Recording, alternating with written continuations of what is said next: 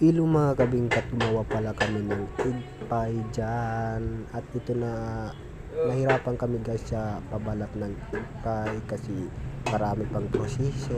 Kailangan pantay-pantay na hindi sa lumubok sa gitna. Pag nakalubok yan, sira din yan inyong ginawa. Kung gagawa kayo ng egg pie, siguraduhin nyo na pantay-pantay yung pagkagawa ng pabalat.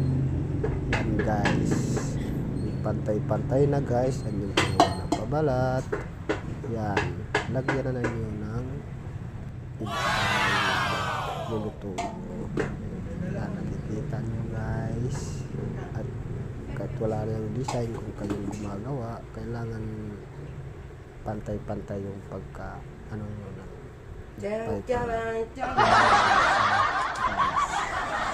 nakikita nyo yan, kasama kasi minixer yan guys ang ganito.